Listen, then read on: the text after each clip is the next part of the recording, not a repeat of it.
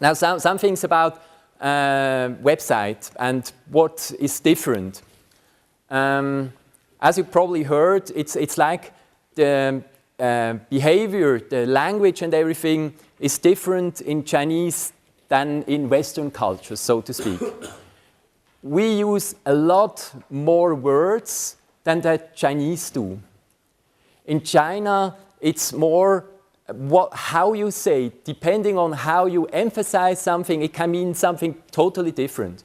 And this emphasis on something specific, they also use, for example, for pictures. So depending, on a Western website, you put a picture online, let's say to get your point over, so to speak. But in China, such a picture will give the right mood, the right understanding, and depending on the picture that you put on a website, it's looked at very differently because it's helping them to understand what you want to emphasize, so to speak. So this is just some examples of eye cameras tracking the behavior, what are people looking at on a website. This is totally the same website, but optic cultures like China are looking at different parts than Western cultures. And this is even, I mean, that's also the same page, one seen by Chinese or optic cultures, just people from China, Japan, and ones from Western cultures. So our behavior towards seeing some things is different. And everybody of you who has to do with corporate identity within a company and has to bring that over to your corporate identity manager, that your website might need to look differently if you want to sell in China than if you want to sell in Europe or the US. Good night. That's a nightmare for most of those who have to deal with that, because it can be very different. I don't want to go too much in details, but as you most probably heard, numbers and a lot of things have a lot of meaning that we don't think. I like the picture about the elevators. I mean, in the US, you also see that a lot of times the 13th floor is not there because 13th floor is bad luck. But a lot of numbers and things have specific meanings within China that we don't think of, and we might bring over a different message than we think we do. What is good content? Also an example from Metal Toledo, just to bring over a point. It doesn't matter whether it's English or whether it's Chinese. The point here is Metal Toledo, for example, found out they have certain keywords that are searched for people searching for a specific laboratory device, and other keywords that are searched for a different industrial device. They had an internal language saying our industrial device has that name and the laboratory device has that name. Now what they found out is a lot of their customers are searching for their industrial device with the terms that they are using internally for the laboratory device, and vice versa. So oftentimes companies have an internal message, an internal language, and whether it's US or Switzerland or China, it's all over the same. You have an internal language that you use, and there is the client language. And the good thing about search engines is the search engine gives you a mirror on what keywords, what words your customers are searching, what words your customers are using in that sense. And the solution for Metal Toledo in that case was they did a split page saying if you're interested in that and that, if you're interested in the industrial device, go on here, If you're interested in the laboratory trials, go on here. It's like a triage page, just splitting traffic. But you have to think out of the words that your customers are using and not of your internal thinking. It was some time ago. I'm not sure anymore whether it was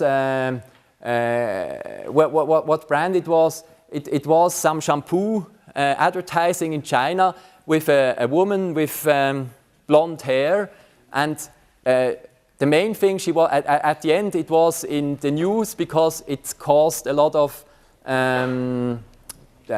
accidents, because a lot of people in some rural areas never have seen somebody with long blonde hair. So it had quite a different impact on what the company doing that kind of advertising was expecting. That's just to give you some hints. This is a website of Yahoo in the US. I didn't find the Chinese one, but this is the very same website for Japan.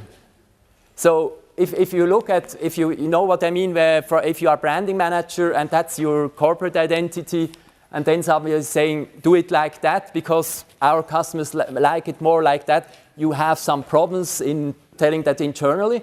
But if customers are preferring it like that, and a Chinese example would look similar, I would say, then it's just you have to decide, is it more important what you think or what your customers are thinking, basically. Localization is also an important part. I mean, we already have that problem in our sphere, so to speak.